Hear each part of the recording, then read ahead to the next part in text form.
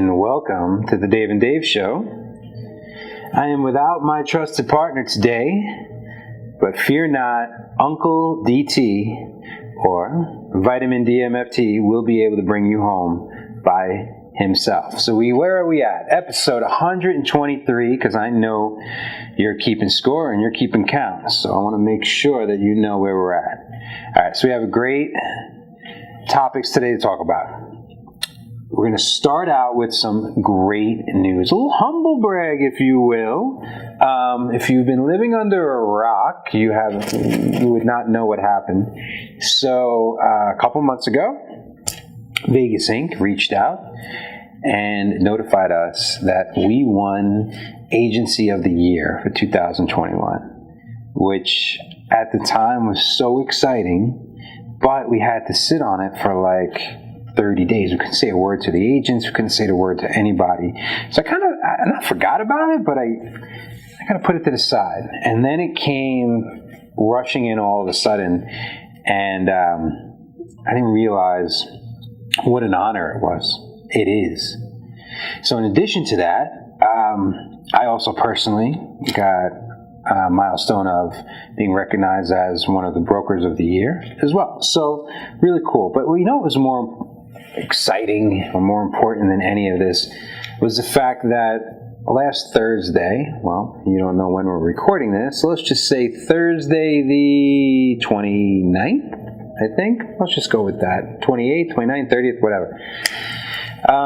Just mere hours before we all had to put masks back on, we were able to congregate a couple hundred of us at the Brooklyn Bowl down at the Link and celebrate. And we had about a couple hundred urbanist agents there to celebrate with us. So, little humble brag. Nice, right?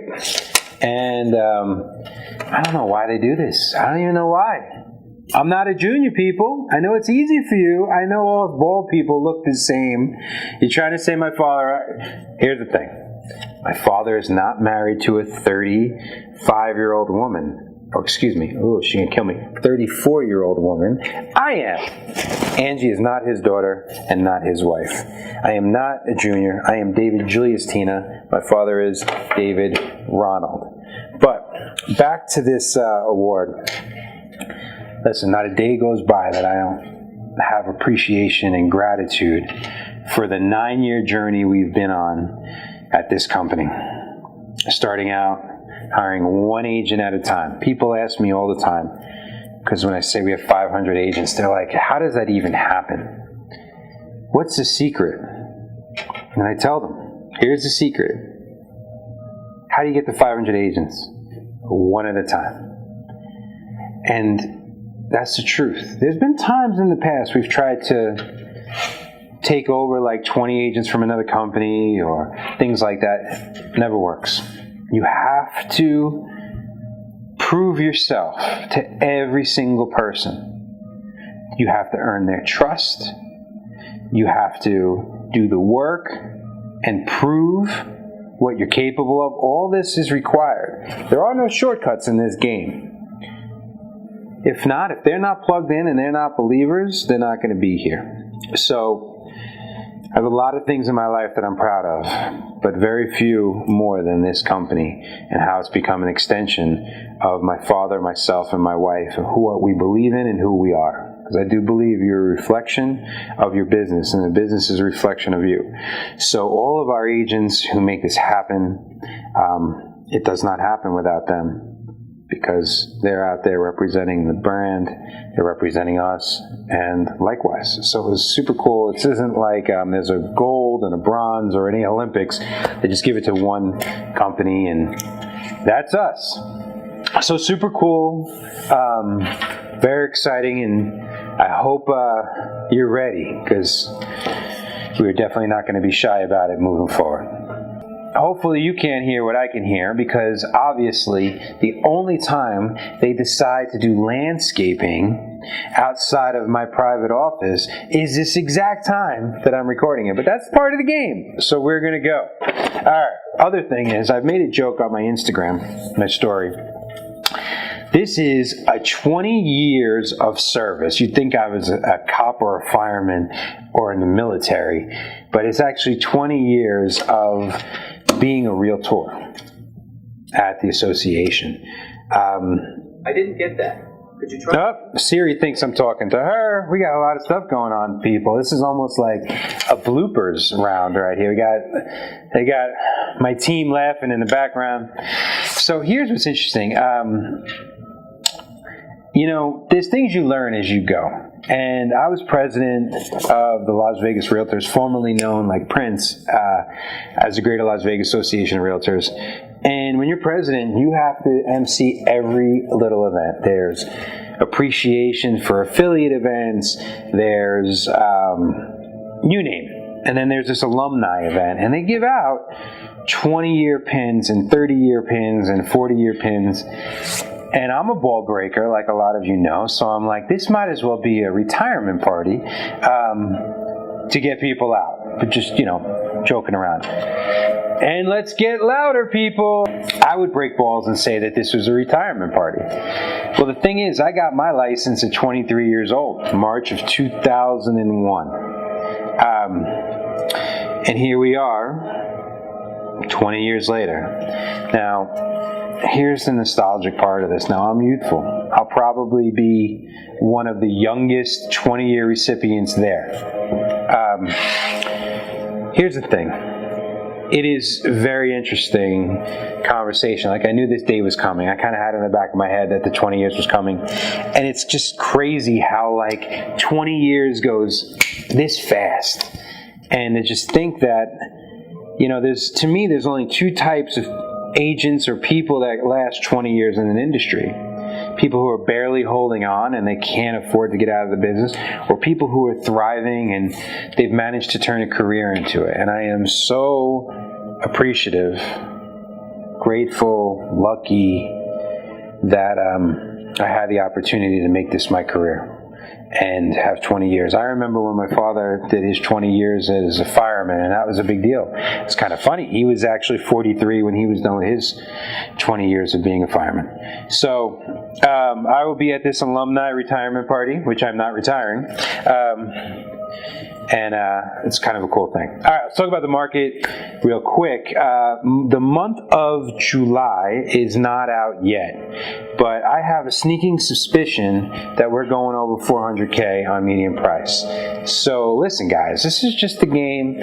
We talk about this ad nauseum. There's only so many ways you could skin this cat. Okay. Here are some things, though, we've talked about in the past and some people have brought up that I think are complete bullshit, and I want to cut through it right now. When you hear people say we have a 2 million or a 3 million or a 4 million low supply, right? We're 4 million short of houses. Can someone go murder someone out there? But no, I'm just kidding. It's all right. Are they coming closer? I feel like they're coming closer. Here they come. Can we get a shot of them? No, I'm just kidding. Oh my God. Kill me now. This guy. The worst. The worst. I don't know if they're going to cut it. I hope they keep it, but we'll see. When they say we're 2 million, 3 million, 4 million short of supply of houses, I always kind of dig a little deeper with this. Are we? Are there 2 million, 3 million, 4 million people sleeping on the corners? Where are they living? If we have we're short that many houses, where are they? What are they doing? And here's what they're saying. They're saying is there's 2 million or 3 million renters that want to buy, that have the money to buy. And the reality is this: when the market's good and the economy's good, everyone's got the money to buy. So of course there's going to be a shortage of homes. So if the market changes and the economy changes, and of course there'll be more homes available for these people to buy, there's not going to be a shortage of houses because they're not going to be able to buy the houses. So be careful how you listen to stats. Do I think that we don't have a shortage of houses? To a degree, yes. But are we becoming a rental nation? Possibly. possibly, you got companies that are hedge fund backed like Blackstone, and they're buying homes like crazy. It's become an investment product. So if you're going to sit here and ask me how's the market, which I have to answer this question for you at least every week or every other week, because that's what I'm here for, I'm going to say to you this. If the corporations are buying up as many homes as possible and as much commercial as possible, what do you think? Should you buy? Should you be one of the ones that own as many homes as possible when they become scarcity and we become more of a renter's country? Look at other countries like Germany. It's almost 50, 60%. I don't know the exact number, so don't quote me. Don't go fact-checking me. I'm telling you straight up, I'm not positive about the numbers. But I am very sure that there's European countries like this that have more renters than owners. Home ownership is a very American thing.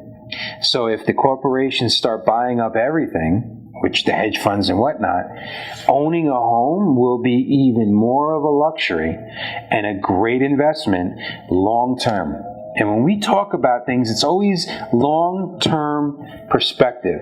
He who plays the long-term game is thinking 8 to 10 chess moves ahead. They're not playing what's in front of me game. They're playing this may happen, that may happen, this may happen, that may happen, and they're making moves, right? You hear all the time, right? If you like hip-hop like me, it's all about making moves, right? Cardi B, that's all she's ever talking about, okay? What? Oh, those. We got a little agreement from the crowd. So you have to think long-term, right? So don't worry about things like what the price of a home is. Think, what is the true cost of owning?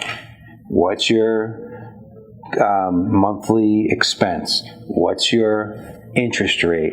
What's your out-of-pocket? How much can you rent it for? What do you think? Do you think if we keep trending the way we keep trending, and inflation keeps growing, and the cost of everything goes up, and people are getting priced out of homes, do you think it's going to be less expensive or more expensive to rent?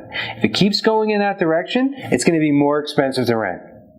So if you own a home, okay, with a low interest rate, you're going to be protected even more because, again, we're not concerned on what it's worth. Appreciation, depreciation, it's going to go up and down as long as you own it. We care about what rate you're locked into, how much it costs you a month to own it. Does the job that you have or the career you have enable you to pay that payment every month? And can you leverage safely enough to go on another house and make some appreciation down the line and cash flow every month? That's the game, regardless of how many houses are sold last month, regardless of the median price, regardless of the interest rates. That's the game. So I just wanted to talk about that. Now, okay, we got that out of the way. Now I want to talk about mindset. Now we always have the market, and we always have the mindset, and we always throw in some anecdotes, some fun stuff like these fun awards, these humble brags, right? Which I'm not going to take anything away. But regardless, thank you, Vegas Inc. #1. But if you're doing business right, you don't need an award to feel like you're the agency of the year every year because you put in the work. Regardless, it is nice to be recognized, so thank you. But I want to talk about this mindset game. And I want to do it in a way where it doesn't sound like I'm going after other companies or other ways. But here's the thing. It's always intriguing to me how people choose how they're going to have a relationship with the business they're in. And let me just take this a little bit further. Like, for instance, if you're going to buy a phone, okay, you are going to make some decisions. So you're going to buy a Samsung or an Android or an Apple phone, right? And that's decision one. And then are you going to go to Sprint, or is it, it's T-Mobile now, right? T-Mobile, Verizon, or AT&T. Like, these are decisions, okay? So same thing when you're doing your industry, right? Am I going to be in marketing, right? We got marketers here. Am I going to be in the videography section? Am I going to be in the management side? Like, how you determine how you're going to make money within that industry plays a part. And what I'm noticing is there are some companies out there. Actually, all companies have a different model, Okay? And I'm not saying what's right and what's wrong. Some companies, you get stock options if you refer people, if you do business, and you pay a premium for that, and maybe you don't have a brick and mortar space. Some companies, you get all your commission, but maybe your support is lacking and you don't have leadership and things like that. Some companies give you everything, but they take a lot of your money. If you're an entrepreneur, these are the decisions you have to make. You could be an attorney that goes and works for another attorney at a firm, and you have to pay in there, and you do your billables, and your clients are theirs. Or you go open your own. If you want to open a burger joint, maybe you open Dave's Burgers from scratch, or you go franchise from In-N-Out or something like that. These are the decisions that people make as business people. Okay? So if you're in the real estate game, you're making a decision as a business person. So you're saying, am I going to be this type of agent, or am I going to be a recruiter and I'm going to try to get stock options, I'm going to try to make money? Here's what I'm saying. There are no wrong answers, but I'm going to give you my opinion on what I believe if you are a full-time realtor looking to build a legacy, what you should do. Because to me, these other things are just distractions, getting in the way of an agent who wants to invest in their number one asset, which is themselves, and build something that can actually be a 20-year career, a saleable business, a passive income business, a real business. Now, how do I know this? Am I pulling this out of my ass? No, I have been a business owner of this company for almost a decade. Prior to that, I've owned other businesses. I am not sitting here and teaching from theory. I'm teaching from actual results and putting in the work. So, what does this even matter? What does this mean? This is what it means. If I was no longer in the real estate game and all I was a coach and consultant, which I am as well, the beauty of Urban Nest, even though we stop at 500 agents, you're going to have the ability to hire me, regardless if you're at your company or not. But that's neither here nor there. This is what I would do if I'm an agent. I'm playing this game like I spoke about, 8 to 10 moves out, making moves. So, even if I'd never made a penny in real estate, I'm already making myself an LLC right off the bat, liability purposes, and I'm expecting to make enough money where I need the tax advantages of an LLC, and I am a company. Because you're a 1099 entrepreneur when you're a realtor, which means, like Jay-Z says, I'm not a businessman, I'm a businessman, right? So you're a business. You're a business, whether you like it or not. You're an entrepreneur. You have to eat what you kill. You got to go hunt. There's no paychecks every 2 weeks, baby. You got to come up with a business. You don't go hunt. You don't kill. No money. You don't eat. So you got to look at this as a business now. Also, you got to hustle your ass off. So, number one thing is, I don't want you hustling to try to recruit agents for someone else's company. I don't want you hustling to go get some stock options in someone else's company that you don't know whether it's going to be here in 5 years or not. I want you hustling to build your business. So in the beginning, most people don't have the money, but they got the grit. They got the time to go out there and get in the game. That's stage one. You get off the sidelines, you declare, and off you go. You're now a business. Got your LLC, you got your business cards, 1099, boom, you go. And at this point, just getting in the game, going out there, talking to everyone you know, posting on social media, doing open houses. Listen, you don't have a workout plan. You just put your sneakers on, you go for a run. Like, you just go figure it out. This is the hustle. Like, I no longer am the hustle guy because now I'm the king. But this is the hustler guy. And every once in a while, I need this guy. This is the bag of cash guy, right? He just is going to go out there and make shit work. So this is step one. Boom. You get in the game. Now you got to make some money. Now you can't just stay in the hustler phase for the rest of your life. Because then you're always with your gun to your head. You got to graduate on to the next phase. The next phase, you start reinvesting in your business.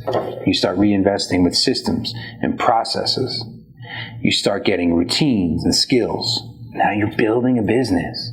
So now you can only do so much of grinding, right? Now you need help. Well, I got systems in place. Boom, boom, boom. I got my routines. I know where I'm going to be. My results are more consistent. Rather than this, it goes like this. A little bit more, a little bit more. Now you're investing. But this is, be careful. Some people wait too long to actually remember or even realize that I have to spend money. That scarcity way of thinking, like I'm just going to out hustle it all and I'm going to keep all my money, that's a loser's game. You have to have abundant thinking. Scared money don't make money. So you start investing. But your systems will keep you going for only so long because you have to scale. Now you need help. You have to hire people. And holy shit, people start losing their mind on this one. Because who do you have to become a leader in order to hire people, expectations, crucial conversations, and now you're building a hierarchy, an organizational chart, and you're relying on other people to do things better than you. You don't want to be the smartest person in the room on everything. A students work for B students, B students work for C students. You don't want to be the smartest person in the room. Intelligence will get in your way. If you think you can do it all and you know it all, you're in trouble. You are supposed to be the leader, the king. The king has the certainty. The king has the stones to make the moves. The king is bold and recruits the army and shows them the vision to go. So you have to build your kingdom and get people in. That's the next phase. You see what we're doing here? We're building a business. Here's the beauty. Unlike me, you don't need to have 45,000 square feet of office space, $40,000 a year of E&O expense. You don't have to have $150,000 to $200,000 of expense just to run a business. In today's day and age, you can go, right? And that's what I'm here for. And as you start building, you've seen teams like this. So you got the people getting the game, maybe they could figure it out. They hustle their ass off. They could get to 10 deals. But next year, who knows? They drop down to 5 deals, right? Because they burn out, whatever. Then you got people who start implementing systems, and they're talking 12 to 20 deals a year. But it's only them. They can't get into their leadership. They can't rise. And one of my mentors always says, the kingdom dies if the king doesn't rise. If the king doesn't rise, the kingdom dies. So your next phase, 20 deals in, 24 deals, 25 deals, you start building your team. Buyer's agent, TC, boom, boom, boom, marketing, putting it together. You start becoming the king. Ladies, when I say king, I mean you too. Okay? And then there's the final. You start seeing 40 deals, just 50 deals. You start making $500,000. There are agents at this company, at least 10 of them, that are going to pop $500,000 plus. We have one on track to go 7 figures. This is when you have to really grow. This is when you truly step into being the king. This is one of the hardest parts of the game. When you start realizing not only can this company run just as well as it does without me, it could potentially run even better without me. And you start realizing that the more you're in, the more you're the chokehold for the growth. Because you keep hitting the ceiling, and you're like, why am I not growing? Because you're in the way.